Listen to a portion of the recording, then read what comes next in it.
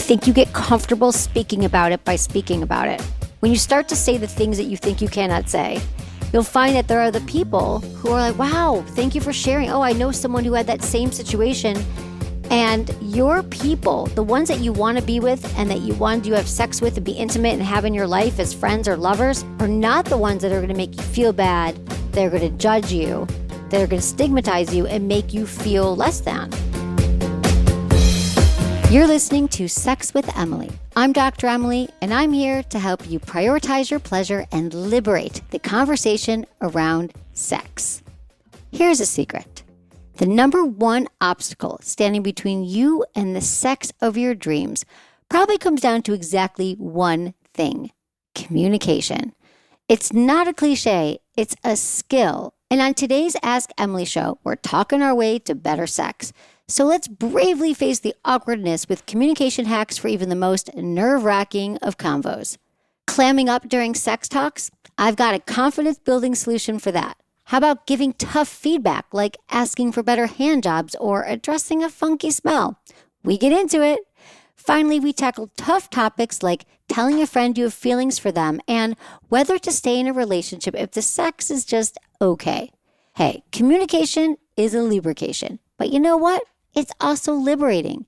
And by the end of this episode, you'll be feeling a lot more free. All right, intentions with Emily. For each episode, I set an intention, and I encourage you to join me and do the same. When you're listening, what do you want to get out of this episode? What do you want to take with you? My intention is to help you get over that awkward conversation hump so you can get on with your life of more pleasurable, enjoyable, and adventurous sex.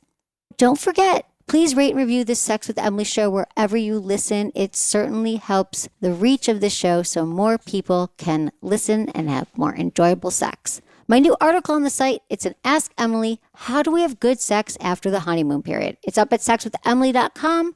And check out my YouTube channel for more great sex tips and advice. If you want to ask me a question, just call my hotline, 559-TALK-SEX or 559-825-5739.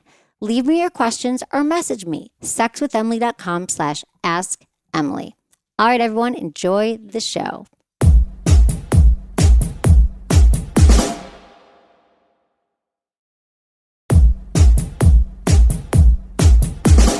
We have Jessica, 33, in North Carolina.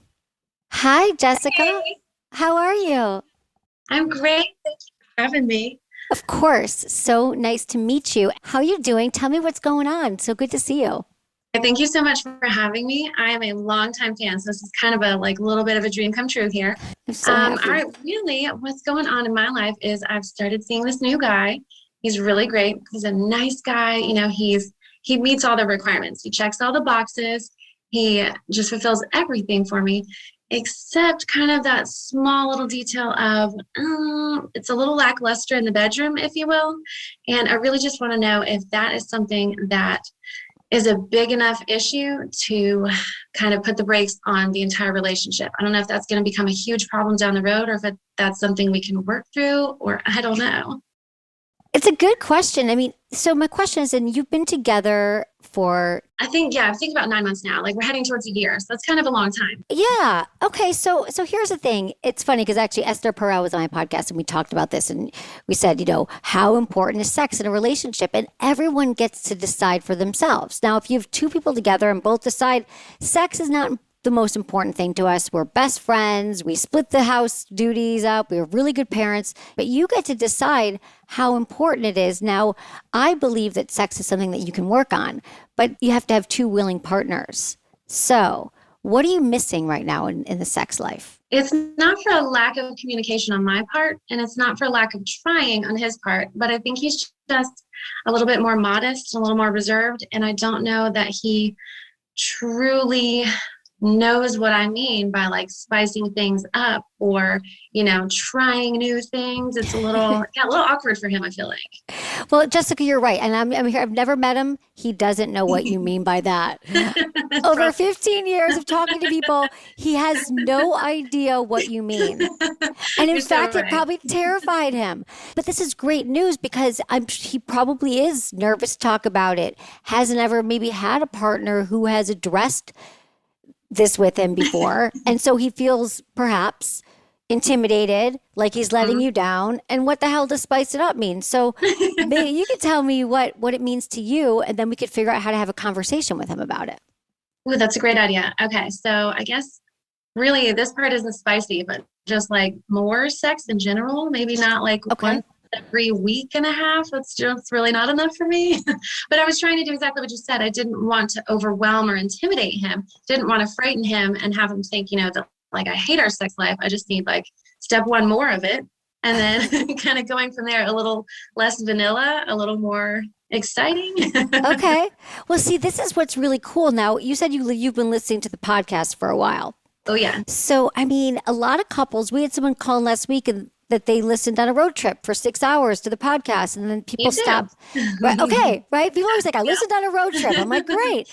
So maybe it's more, maybe it would be helpful if you guys were making dinner one night and you played it, and then you said, this is my favorite podcast, and then you stop it when something comes up that you guys want to talk about, so he can start getting comfortable hearing the language of sex and communicating about it. Because my listeners know this and my friends know this, but most people are not comfortable with the topic of sex. So I would get them comfortable, maybe listen together, read some articles on our site. You could do our yes, no, maybe list that we have on the site. But this might be jumping the gun a bit, because the first thing you're saying is it's not even the quantity isn't even enough. It's not about the quality right now. You're like, he wants so that's an important conversation about frequency of sex. So you could start with the conversation saying, I realize that sex is important to me to connect. I love when we connect.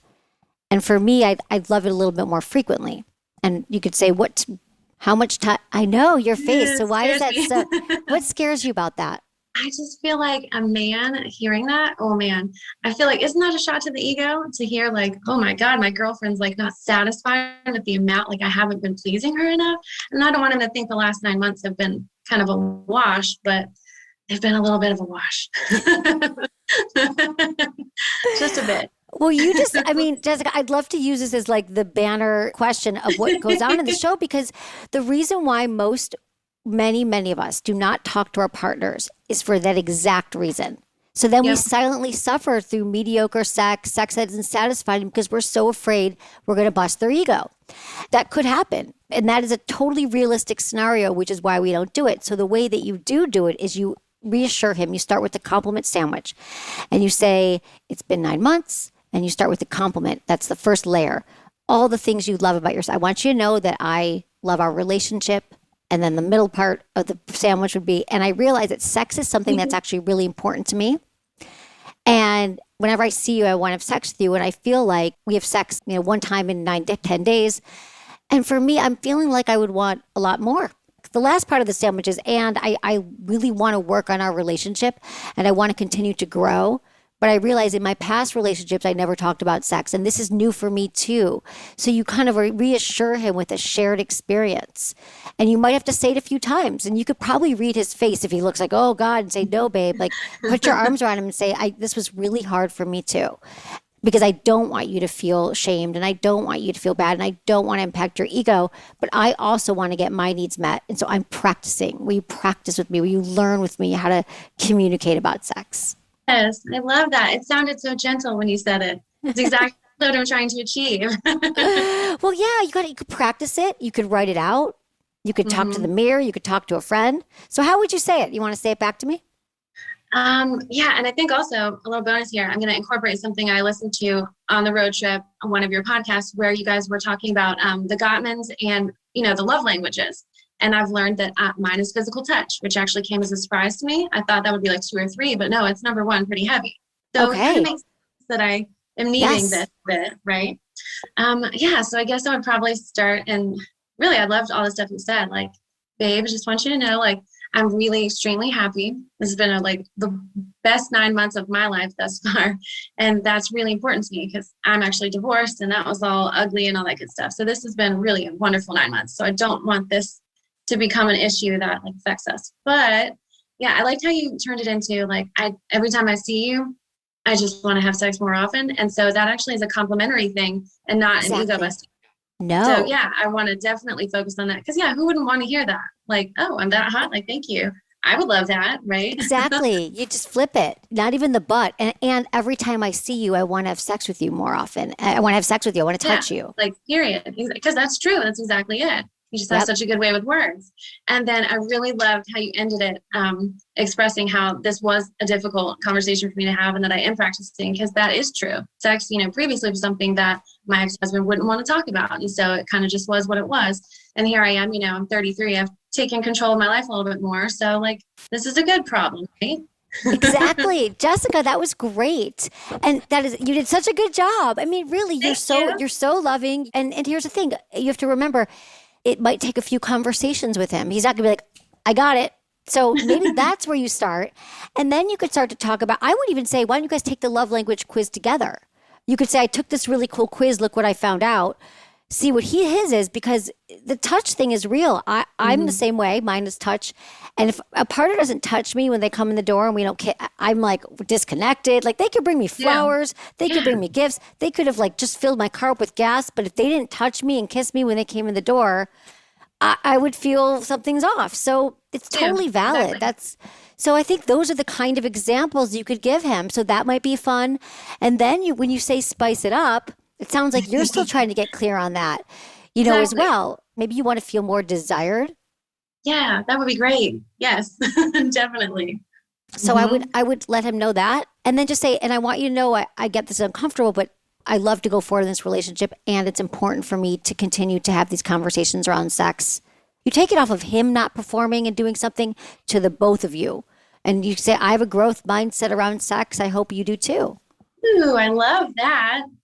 Double entendre there. Exactly. Right. So good, Jessica. Well, thank you for your call. And I so appreciate this. And I'm feeling good about it, but you can always call back in and we could do another call. Perfect. I would love to. And thank you, Emily. Have a good one. You too. Bye. All right. I hope this made a lot of you think, I realize that there are some things I'm not communicating about in my relationship that might just take a conversation to make our sex life stronger and our relationship stronger. What's holding you back right now from having that conversation and asking for what you need? Think about it. Is it about hurting your partner's feelings? Is it you're not sure what to say? Are you afraid they're going to leave you? What's the roadblock that's preventing you from having these conversations? And see if you can break through that. You can do it on your own right now. You can always call into the show. Okay, this is a question from Instagram. How do you tell a girl she's bad at hand jobs, but she really wants to finish you off? No sex. Well, I have a question for you. How do you feel if someone says you're bad at something? That doesn't feel good at all. So let's reframe this, all right? Let's first think about what you do like about her. And what does she like about you? Meaning, one of the best ways to get what you want is to give, right? Giving is receiving. They're all connected. Have you ever talked to her about your sex life? Do you know what she's into? What could you become better at? Are you fulfilling her fantasies? Because you don't want to go right in with the like, hey, babe, you got to give me a better hand job, right?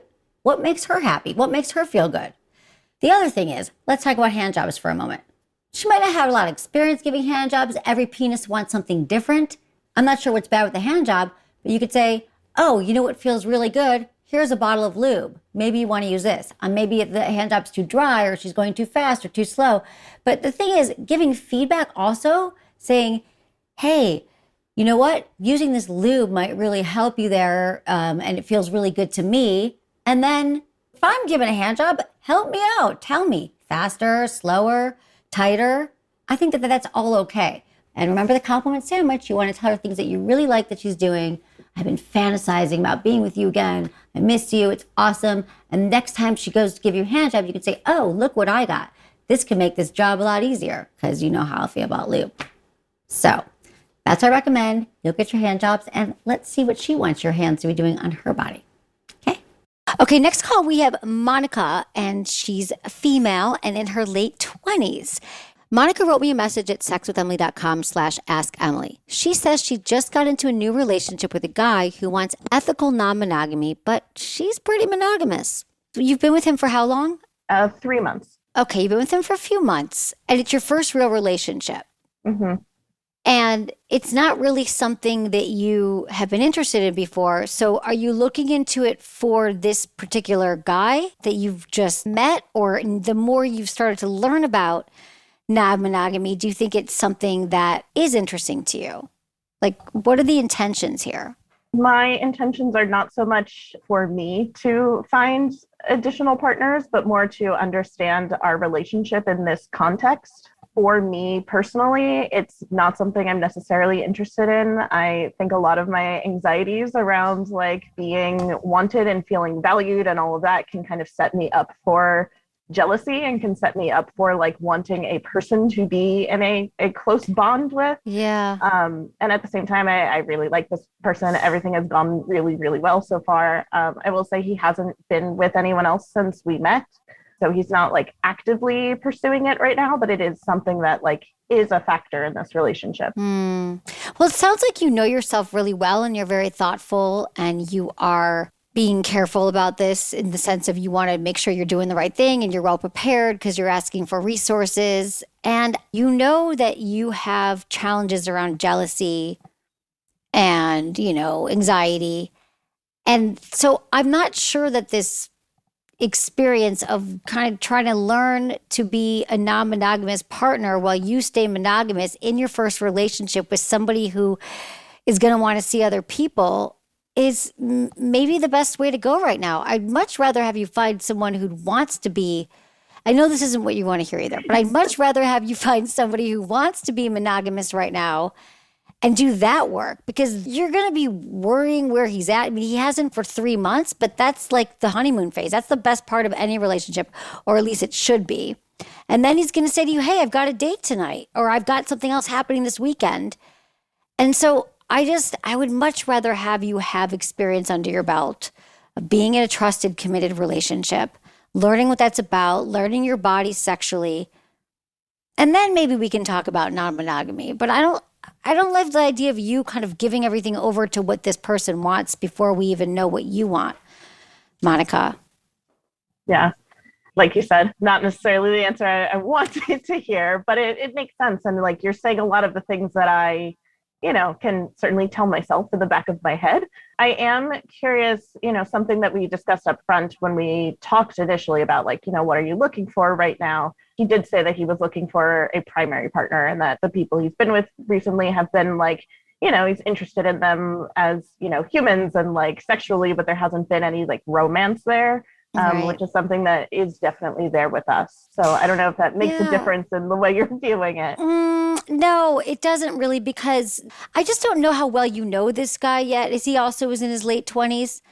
And so he's not romantic with them, but he's just having sex with them. It just gets really, really tricky. I have to say, people who are in successful non-monogamous, it's rare that I hear from people or I even know about people who choose to stay monogamous while their partner is non-monogamous.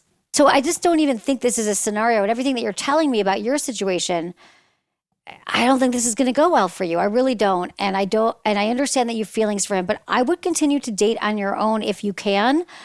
It's hard to say that this person's not romantic and this person is romantic, because when you have sex with someone repeatedly, even if it's your secondary partner, you see him more often, you get closer, you start to have more intimacy. And then for you not to have anything else to bring to that table, you're just waiting for him to come home or to see him again. A lot of the thrill and a lot of the excitement for people in non-monogamous relationships is that both partners are benefiting by getting needs met from other partners that primary partner can't necessarily fill. For example, sometimes the primary partner can fulfill it, but they just want variety. There's a lot of different ways that these kind of relationships work, but I'm not hearing any of them well suited to where you're at right now in your life. Mm-hmm. Yeah. I think this is going to be a long, difficult road for you. And I know you really like him, but if being monogamous is a deal breaker for him, I hope that you really start to think about what you actually want and what you're into, because it takes, how you are in these relationships successfully is excellent, rigorous communication. The other thing I'm going to say about people in non-monogamy, traditionally, it works best when they're already been monogamous for a while, not 3 months, but like years. Mm-hmm. And if they do come together and decide to be non-monogamous, typically both have experience with that. So you're like learning everything on the job here. Yeah. definitely. Monica, hey, I wish I could sign up here for your plan, but I'm not going to be able to do that today. I can't co-sign on this for you. I just can't. Got it. Understood. Okay? Yeah. I want you to figure out who you are as a sexual being with a trusted partner, because that's what's going to be best for you right now. Yeah. Got it. All right, Okay. well, thank you. Thank you, Monica. Have a great day. I appreciate you. Thanks for calling. All right, guys, here's the thing. There's a lot more interest in non-monogamous relationships right now, which I love that people are realizing that it doesn't make you a freak. It doesn't make you a sex addict. It just means that you're somebody who would like to have sex consensually with more than one partner. And it can look a lot of different ways. It could be swinging, or it could be with primary partners and secondary partners. However, the thing that these relationships do have is practice communicating openly and honestly about your sex life and your desires and what you want, which, as you know, if you've been listening, it takes some time. And these one-sided, or doing it because your partner talks you into it, your partner's not going to talk you into having a threesome, or hope not. Call in if that's happening. Talk you into fulfilling all their fantasies. Like, where's yours? Where's your needs? What kind of relationships do you want? So again, after 3 months, sometimes I think we can be riding on the newness of our relationship, and we don't really know the person well enough yet to make these kind of decisions. After the break, I talked to Chris, who's wondering if he should tell his friend that he's interested in her. The only catch, she's already in a relationship.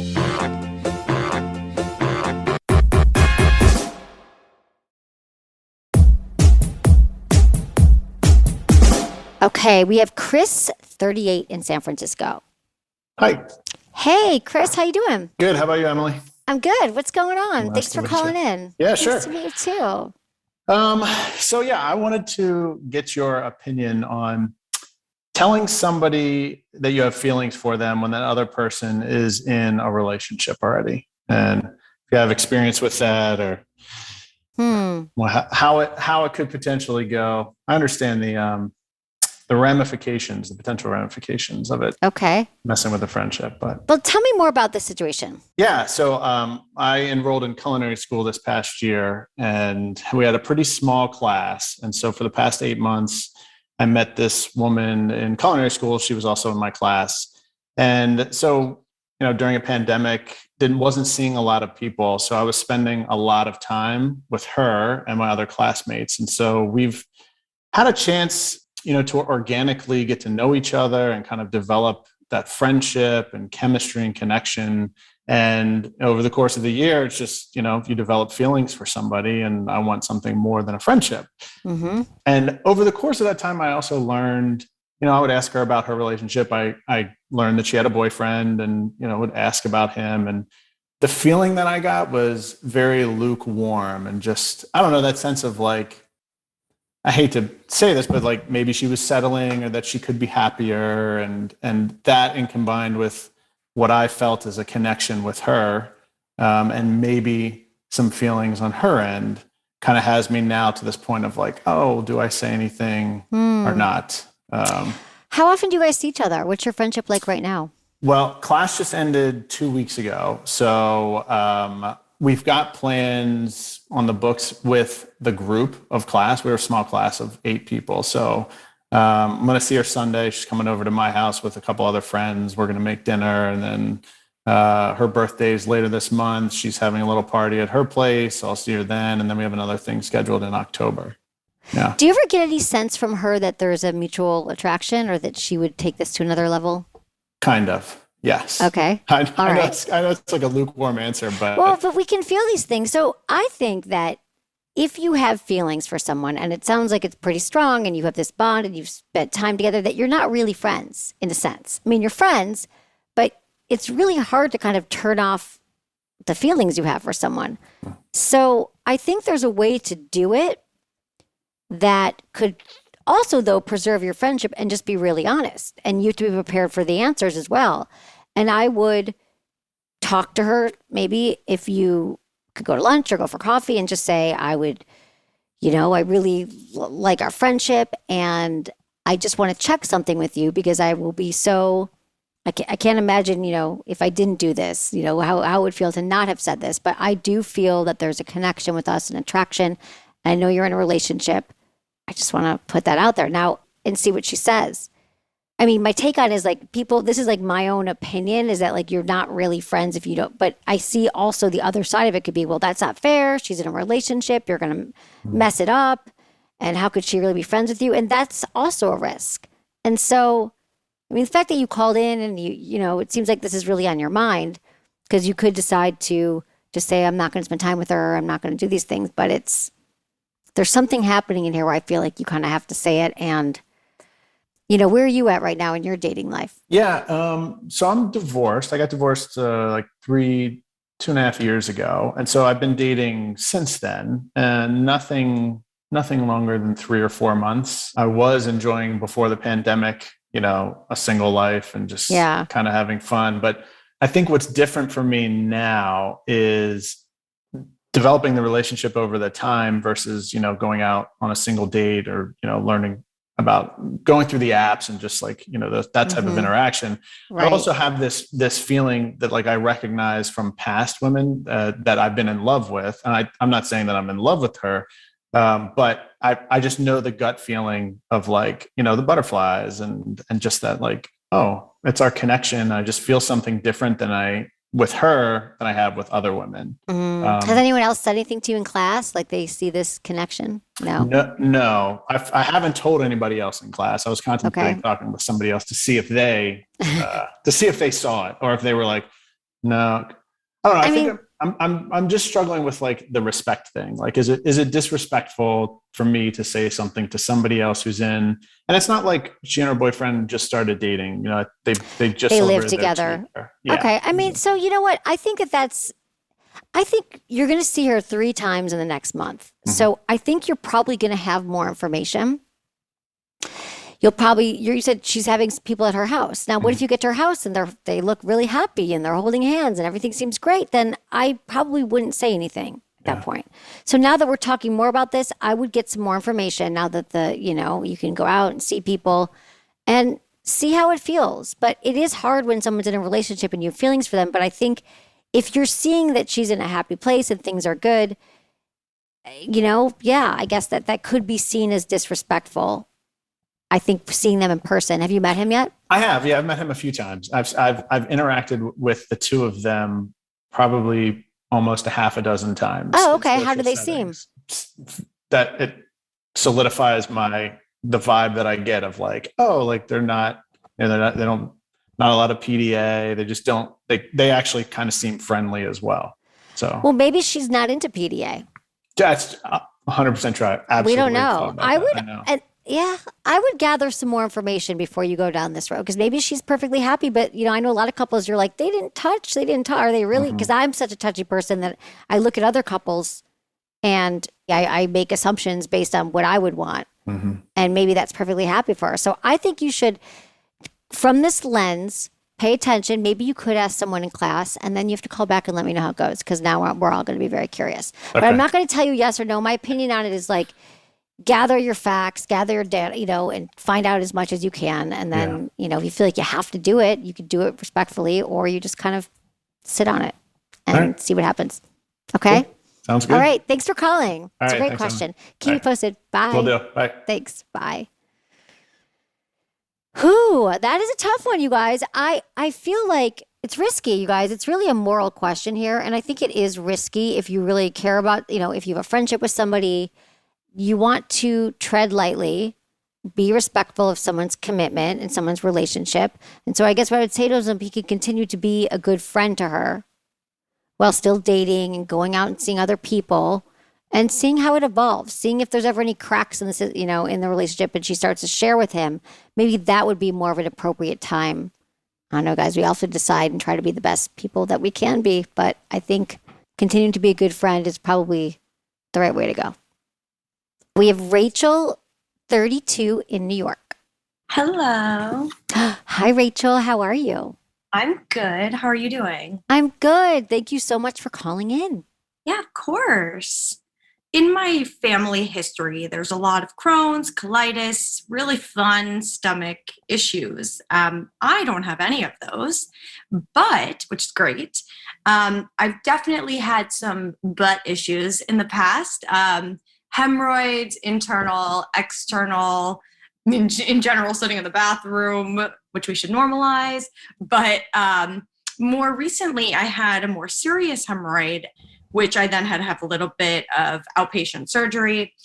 And whenever I hook up with guys, and I'm talking about within the first month, cleared by a doctor, I feel so embarrassed, right? Like, are they noticing this external anything? How do I get to a place where I'm comfortable feeling okay talking about it? Because who wants to say like, oh, great, we've been on 4 dates, we're having a grand old time, and guess what? Like, that thing is like a skin tag. Yeah, I think, first off, I don't think that people notice what we think that they notice. And yeah, I have to say, get comfortable talking about it. I have skin tags. I'll say like, oh, that's a skin tag. Like I say those things. I dated a partner with Crohn's, and he was like, I just want you to know I have Crohn's. I'm like, okay, like he just told me this is what it is. And so I think that the more you get comfortable just stating it, it shouldn't be shameful and it shouldn't be embarrassing. I understand why it is. Don't get me wrong, Rachel. I get that no one wants to lead with butt stuff. Like as far as like, this is my problem. But I think if you're going to be having sex with someone, you're going to be naked. If you just say like, oh, that's this thing that happened to me. You know, this is this scar I have, or this skin tag you said from the like a mixture of all. Yeah, just say, oh yeah, I had some skin tag. I mean, I think that that's it. The more casual you are about it, and the more like not apologizing, not I know it's ugly, I know it's weird. And we did a great episode with Ina Park. She's a doctor and she wrote a book about STDs, and she talks about disclosing medical information, disclosing if you have an STI or STD. It's basically like having no shame in STDs and STIs, because we have to normalize it, and this is how it starts. So I understand that it might be awkward, but it sounds to me like you're still able to have sex. It's more the cosmetics of it you're concerned about, like how it looks. Completely. It's how it looks. Are they noticing it? And then obviously it's something that's been an issue my whole life. So it's something that personally I need to work on, of course. But yeah. How do I feel comfortable speaking about it to someone I barely know? I know. Well, I think you get comfortable speaking about it by speaking about it.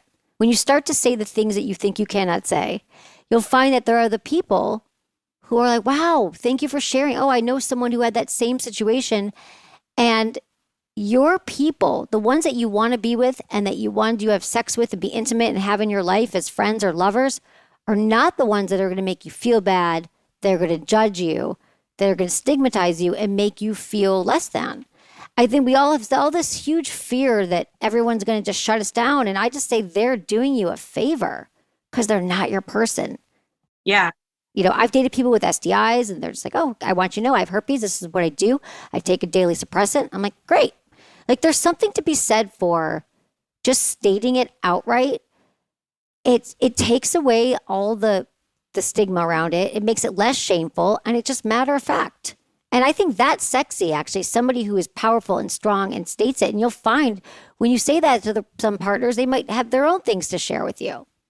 So right. All I can say is it's a practice, but one that gets a lot easier, and you'll feel so much more empowered and ready for what's to come in your life when you can start to have those kind of conversations. Yeah, that's great advice, because I think I'm always thinking, what, you know, of course everyone's thinking, what are they looking at? What, all these things, and do they notice these things? Right. And we all think that, Rachel. That's the thing. And I think it's a really old message. I'm not saying that there aren't people out there who still judge. But I think that where we're going today towards more body positivity and people just kind of being really real about their mental health and their physical health, I just hope that the majority of people are going to say, great. All right. And so thanks for telling me, and let's get down to business. But people who have that shocked look, or they're, you know what I mean? Just, my heart goes out to them. They haven't had a lot of experience with compassion or empathy, or they're kind of in a very superficial place. If that's going to be the reason why someone leaves you, thank God they did it for that. Because who cares? Yeah. Yeah, definitely. I think even writing into you, I couldn't even believe I did it. I was like, in a bad place. I just had the outpatient surgery, and I was like, and I was kind of hooking up with this guy and like waiting a week until I was cleared. And I was just like, you know what? Her podcast's awesome. There are so many things that I pull from this, and I'm just going to email her. Well, it was really, really brave. And I can't tell you how many people this is going to help. So I appreciate you calling in and being honest and vulnerable with me. And I want you to let me know how it goes. But thank you so much. I really appreciate it. Yeah. That's a big step. Yeah, I agree. Thank you so much. Of course. Have a great night. Thank you. Yeah. Bye, Rachel. The things that we think we cannot say, that's what's holding a lot of us back. Remember, if someone rejects you for something silly like that, they're not your person. I would love to get rid of these old stereotypes that say like we have to be perfect and everything has to look great and like it does on social media when everything's like airbrushed. So the more you can be your own best advocate for who you are, what you want, and not make apologies, if you're direct, honest, and open, you're going to find that you're going to attract more of those people into your life. Speak your part, love yourself, at least like yourself, okay? Do it with me. When we come back, I answer a question about how to let your partner know that you don't particularly like the way they smell and advise how to do it with compassion and, most importantly, without hurting their feelings.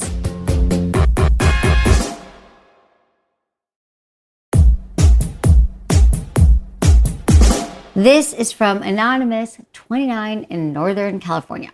Hey, Dr. Emily. I've been having sex with a FWB, or friends with benefits, about 8 months. Since coming back together, our expectations of each other have been great. We both have great orgasms. The only thing is, she doesn't smell great. And I know it's not supposed to smell like daisies, but to the extent that she's one of the best sexual partners I've ever had, she's also equally some of the worst I've ever smelled. I want to go down on her. I thoroughly enjoy going down on a woman, but I just don't know what to do about the smell and I don't want to hurt her feelings.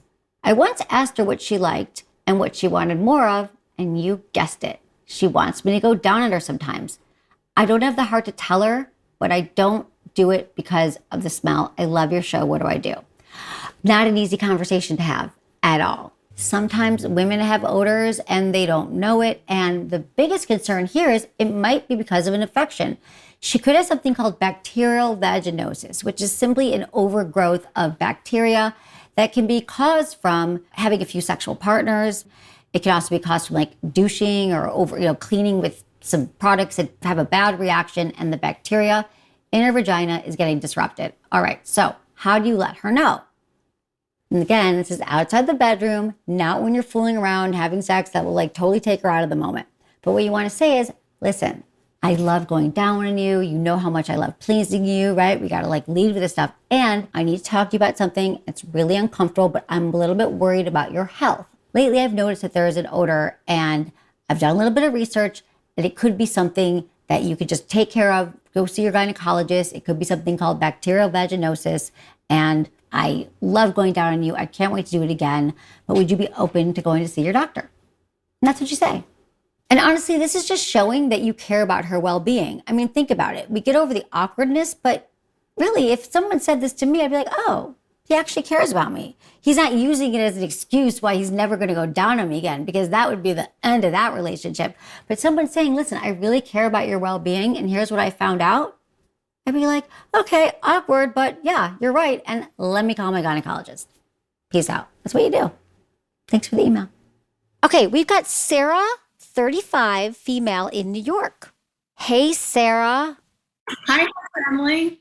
I wanted to get your advice on being braver around initiating. I am in a great relationship long-term. I've been married for almost 6 years now. And we've been together longer than that. And I love my husband. He's great. He's amazing. I feel like we're just in a season of life where like I seem to want sex more than him, which I know is fine. But I feel like I'm freezing up. Like I think about wanting to have sex and I'm like, oh, I should do it. I'm in the mood. Like he's just sitting there. And then I come up with all these reasons in my head of why I shouldn't do it. Like, oh, like now's not a good time. He's busy. Like a million things I talk myself out of it. Okay, yeah, let's help you here. So who is initiating right now when it does happen? Is your husband mostly initiating it? No, it's mostly me. Okay. So what has something happened when you've initiated and it just hasn't gone right?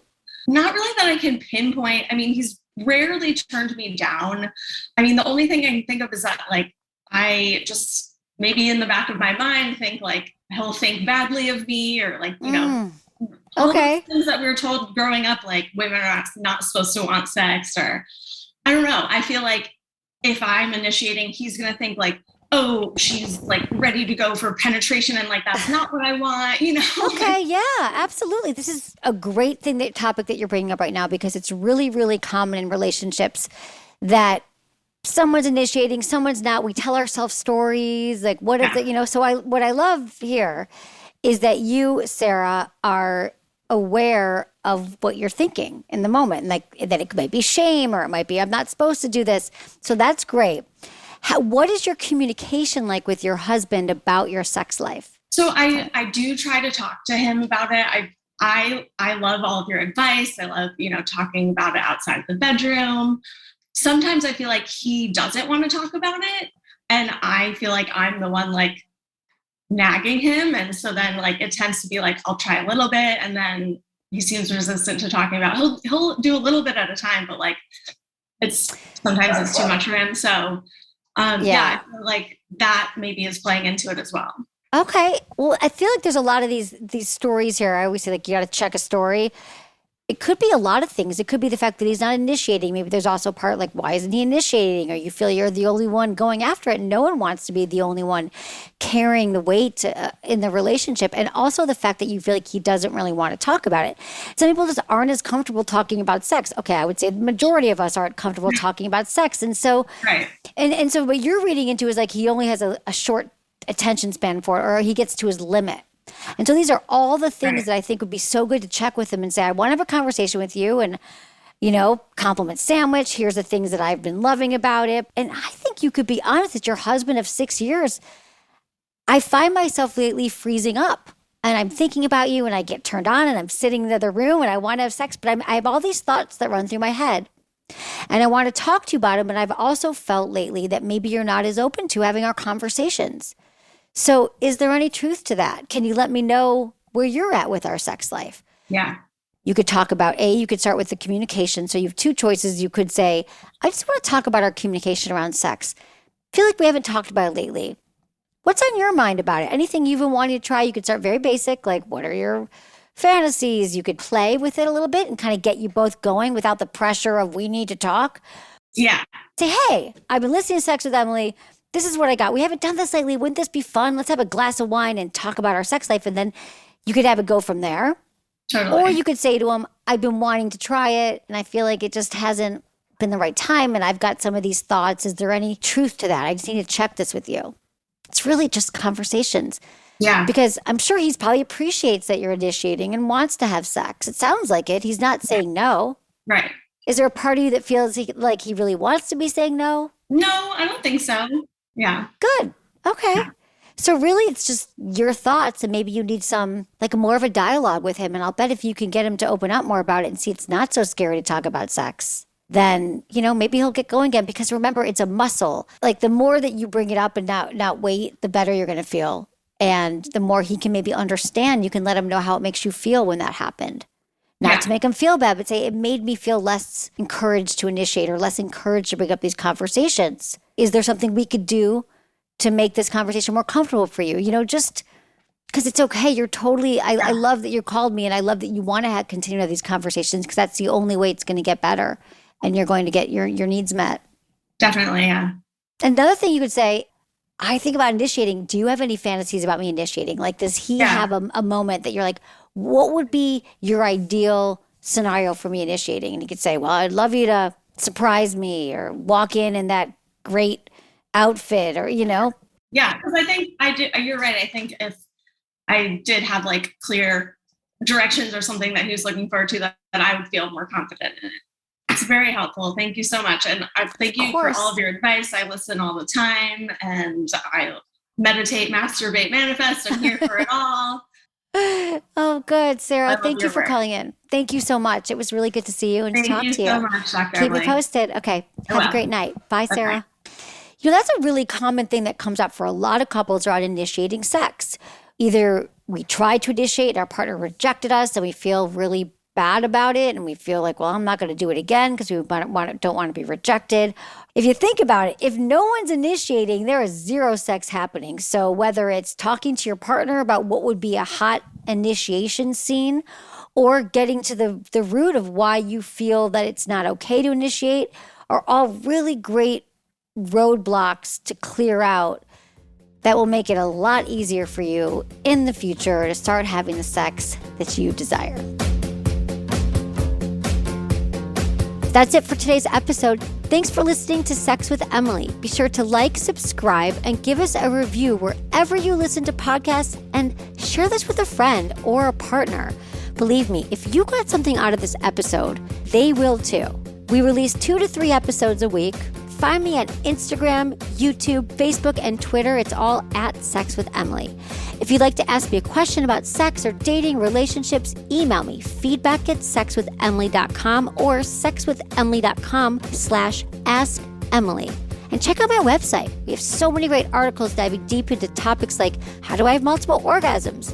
How do I last longer in bed? How do I stop thinking about my ex? What sex toy should I try? And so much more. Sign up for weekly emails. I've been told I give really good emails. I do. Was it good for you? Email me feedback@sexwithemily.com.